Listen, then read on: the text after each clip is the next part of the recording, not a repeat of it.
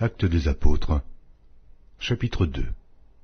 Le jour de la Pentecôte, ils étaient tous ensemble dans le même lieu. Tout à coup, il vint du ciel un bruit comme celui d'un vent impétueux, et il remplit toute la maison où ils étaient assis. Des langues, semblables à des langues de feu, leur apparurent, séparées les unes des autres, et se posèrent sur chacun d'eux.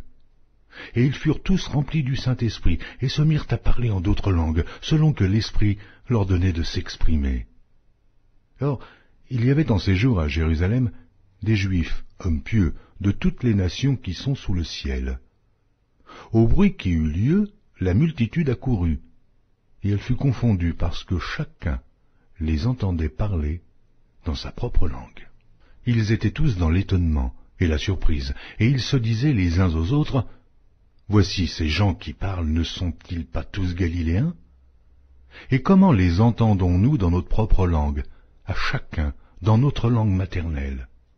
Partès, Médès, Élamites, ceux qui habitent la Mésopotamie, la Judée, la Cappadoce, le Pont, l'Asie, la Phrygie, la Pamphylie, l'Égypte, le territoire de la Libye voisine, de Cyrène, et ceux qui sont venus de Rome, juifs et prosélytes, crétois et arabes, comment les entendons-nous parler dans nos langues des merveilles de Dieu?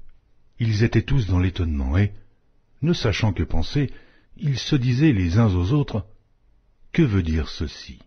Mais d'autres se moquaient et disaient, « Oh, ils sont pleins de vin doux. » Alors Pierre, se présentant avec les 11, éleva la voix, et leur parla en ces termes. « Hommes juifs, et vous tous qui séjournez à Jérusalem, sachez ceci, et prêtez l'oreille à mes paroles. Ces gens ne sont pas ivres, comme vous le supposez, car c'est la 3e heure du jour. Mais c'est ici ce qui a été dit par le prophète Joël. Dans les derniers jours, dit Dieu, je répandrai de mon esprit sur toute chair. Vos fils et vos filles prophétiseront. Vos jeunes gens auront des visions, et vos vieillards auront des songes. Oui, sur mes serviteurs et sur mes servantes, dans ces jours-là, je répandrai de mon esprit, et ils prophétiseront.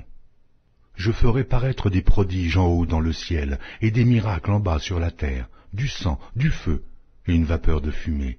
Le soleil se changera en ténèbres, et la lune en sang, avant l'arrivée du jour du Seigneur, de ce jour grand et glorieux. Alors, quiconque invoquera le nom du Seigneur sera sauvé. Hommes israélites, écoutez ces paroles. Jésus de Nazareth, cet homme à qui Dieu a rendu témoignage devant vous par les miracles, les prodiges et les signes qu'il a opérés par lui au milieu de vous, comme vous le savez vous-même, cet homme, livré selon le dessein arrêté et selon la prescience de Dieu, vous l'avez crucifié, vous l'avez fait mourir par la main des impies. Dieu l'a ressuscité, en le délivrant des liens de la mort, parce qu'il n'était pas possible qu'il fût retenu par elle. Car David dit de lui, « Je voyais constamment le Seigneur devant moi, parce qu'il est à ma droite, afin que je ne sois point ébranlé. Aussi, mon cœur est dans la joie, et ma langue dans l'allégresse, et même ma chair reposera avec espérance, car tu n'abandonneras pas mon âme dans le séjour des morts, et tu ne permettras pas que ton sein voie la corruption. Tu m'as fait connaître les sentiers de la vie, tu me rempliras de joie par ta présence. Homme frère, qu'il me soit permis de vous dire librement au sujet du patriarche David qu'il est mort, qu'il a été enseveli, et que son sépulcre existe encore aujourd'hui parmi nous.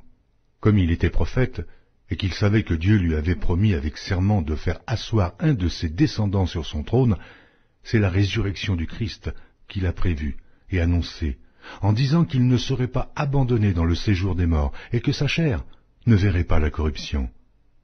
C'est ce Jésus que Dieu a ressuscité. Nous en sommes tous témoins. Élevé par la droite de Dieu, il a reçu du Père le Saint-Esprit qui avait été promis, et il l'a répandu, comme vous le voyez et l'entendez.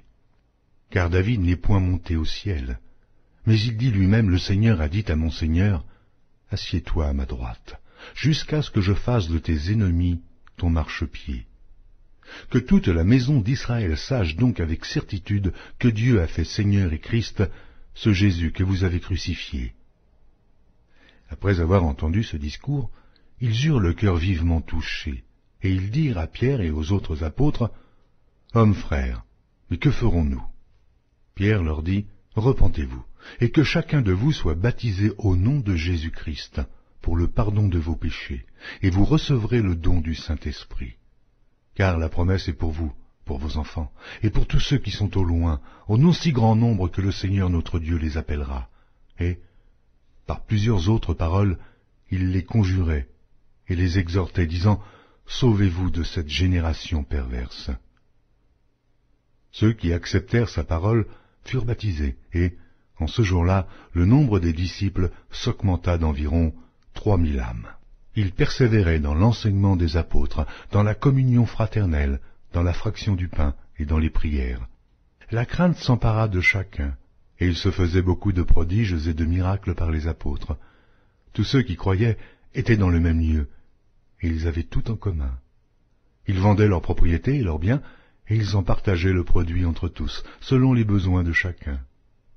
Ils étaient chaque jour tous ensemble, assidus au temple, ils rompaient le pain dans les maisons, et prenaient leur nourriture avec joie et simplicité de cœur, louant Dieu et trouvant grâce auprès de tout le peuple.